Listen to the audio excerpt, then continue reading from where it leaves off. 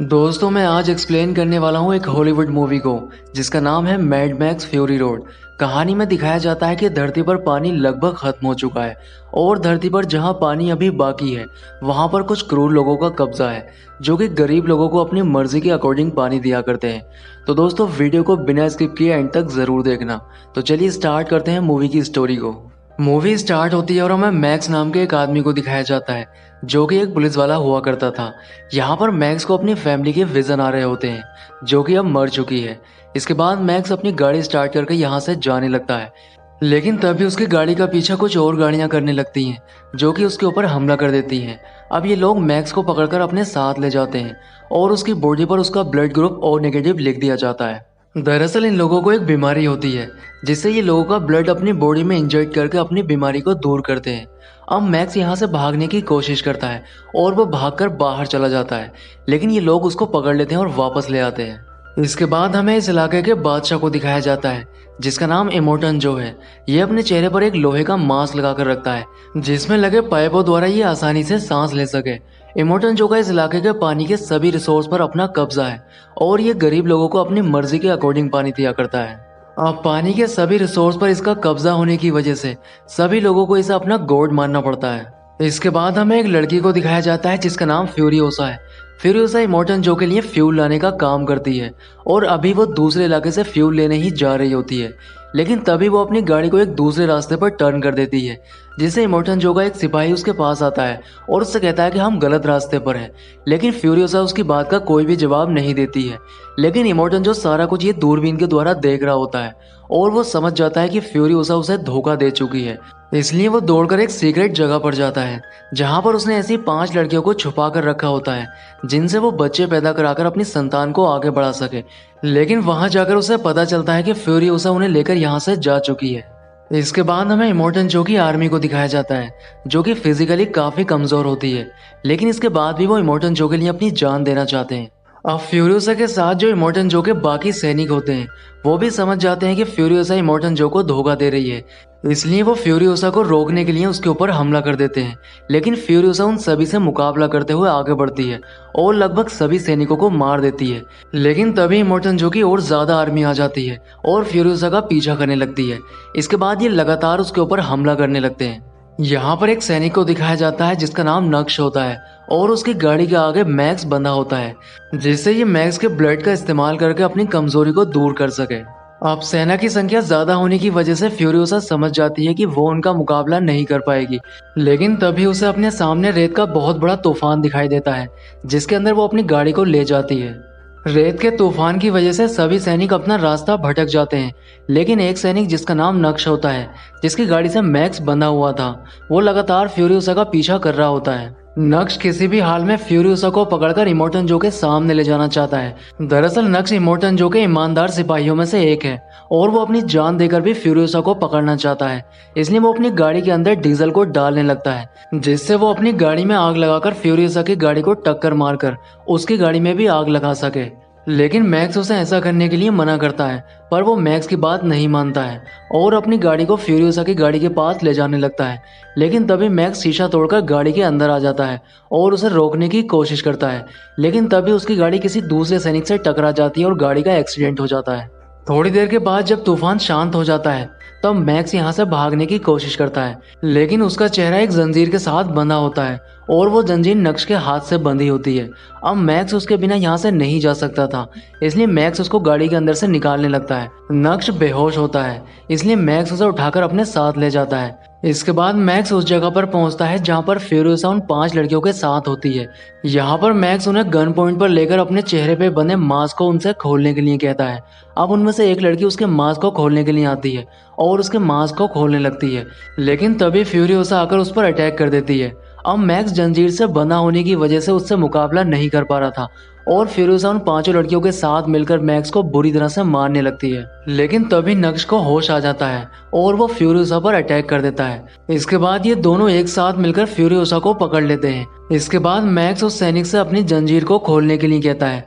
अब उस सैनिक को लगता है कि मैक्स फ्यूरियोसा को पकड़ने में उसका साथ देगा, इसलिए वो उसकी जंजीर को खोल देता है। लेकिन जंजीर खोलने के बाद मैक्स उसके पेट में जोर से पंच मारता है जिससे वो बेहोश हो जाता है। इसके बाद मैक्स उस सैनिक को फ्यूरियोसा की गाड़ी में डाल देता है और उसकी गाड़ी को अपने साथ ले जाता है।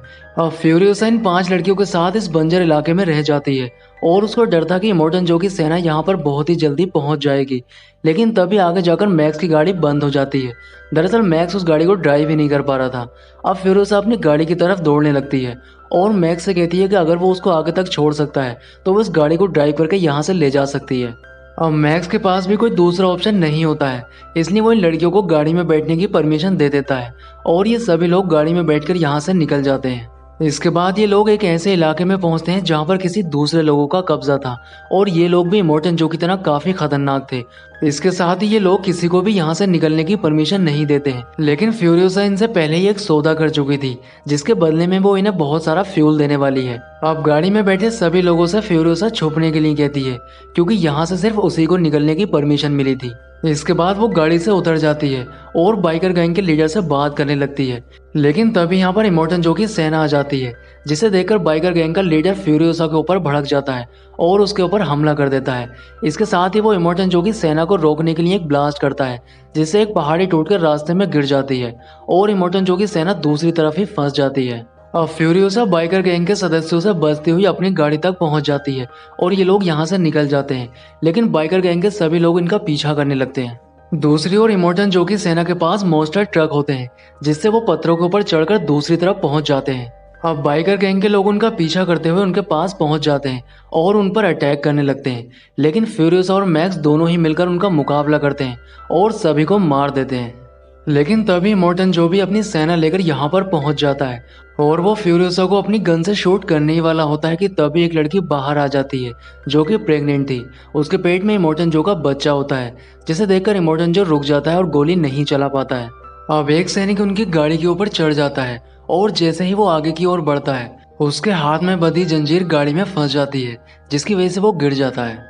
अब एक और सैनिक उनकी ओर जंजीर से बंधा हुआ एरो फेंकता है जो कि उनके स्टीयरिंग में आकर फंस जाता है जिससे गाड़ी का बैलेंस बिगड़ने लगता है। अब वो लड़की जो कि प्रेग्नेंट थी वो उस जंजीर को काटने के लिए बाहर आती है और जंजीर को काट देती है।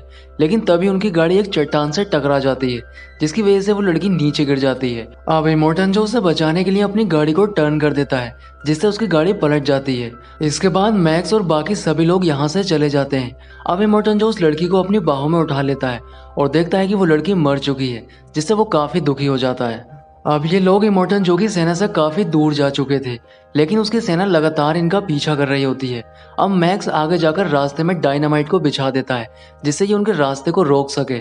जब इमोर्टन जो की सेना वहां पर पहुंचती है तब एक ब्लास्ट होता है जिससे सभी लोग वहीं पर रुक जाते हैं। अब इमोर्टन जो जिस लड़की को अपने साथ लेकर आया था जो कि प्रेग्नेंट थी और मर चुकी थी वो उसकी डिलीवरी को कराने लगता है। लेकिन डिलीवरी के बाद पता चलता है कि वो बच्चा भी मर चुका है। अब आगे जाकर फ्यूरियोसा की गाड़ी एक दलदल में फंस जाती है जिसे निकालने की ये काफी कोशिश करते हैं पर नाकाम रहते हैं। लेकिन तभी यहाँ पर दुश्मन का एक टैंक आ जाता है जो कि उन पर हमला करने लगता है। यहाँ पर नक्श जो कि इमोर्टन जो का एक सिपाही था वो इनकी मदद करने के लिए कहता है। वो इनको बताता है कि हम रस्सी को गाड़ी में बांधकर उस पेड़ की मदद से गाड़ी को आसानी से निकाल सकते हैं। अब ये लोग नक्श की बात को मान लेते हैं और ऐसा ही करते हैं जिससे गाड़ी निकल जाती है। लेकिन मैक्स दुश्मन के टैंक को ब्लास्ट करने का फैसला करता है इसलिए वो फ्यूल को एक कैन में लेकर दुश्मन के टैंक की ओर चला जाता है। थोड़ी देर के बाद एक धमाका होता है। अब फ्यूरियोसा को यही लगता है कि मैक्स भी उस धमाके में मारा गया है इसलिए वो दुखी हो जाती है। लेकिन थोड़ी देर के बाद मैक्स वापस आ जाता है और उसके पास दुश्मन के बहुत सारे बुलेट्स और हथियार भी होते हैं। अब ये लोग फिर से आगे बढ़ने लगते हैं। रास्ते में मैक्स फ्यूरियोसा से पता करता है कि आखिर तुम इन लड़कियों को कहाँ ले जाना चाहती हो। तब वो उसको बताती है कि मैं इनको एक ग्रीन प्लेस नाम की जगह पर लेकर जा रही हूँ जो इनके लिए पूरी तरह से सुरक्षित है। अब ये लोग इसी तरह से आगे बढ़ते रहते हैं और एक टावर के पास पहुंचते हैं। दरअसल ये जगह पहले फ्यूरियोसा का गांव हुआ करती थी लेकिन पानी खत्म होने की वजह से ये जगह पूरी तरह से बंजर हो चुकी है। अब फ्यूरियोसा यहाँ पर मदद के लिए आवाज लगाती है। तब यहाँ पर बहुत सारे लोग आ जाते हैं जिनमें उसकी फैमिली के भी लोग होते हैं। यहाँ पर वो उसे जिंदा देखकर काफी खुश होते हैं। इसके बाद वो उन लोगों से ग्रीन प्लेस के बारे में पूछने लगती है। तब वो उसको बताते हैं कि वो जगह तुम पीछे छोड़ आई हो। दरअसल ये वही जगह थी जहाँ पर फ्यूरियोसा की गाड़ी दलदल में फंस चुकी थी लेकिन पानी ना होने की वजह से वो जगह भी पूरी तरह से बंजर हो चुकी थी। अब ये बात सुनकर फ्यूरियोसा बुरी तरह से टूट जाती है। इसलिए वो मैक्स से किसी और जगह पर चलने के लिए कहती है, लेकिन मैक्स उसकी मदद करने के लिए मना कर देता है। वो उससे कहता है कि वो अपना सफर अब अकेले ही तय करेगा। अब अगली सुबह होती है और ये सभी लोग मैक्स को छोड़कर किसी दूसरी जगह के लिए निकल जाते हैं। लेकिन मैक्स को अपनी बेटी के विजन आने लगते हैं, जो उससे इन लोगों की मदद करने के लिए कहती है। अब मैक्स इन लोगों की मदद करने का फैसला करता है और इनके पास पहुंच जाता है।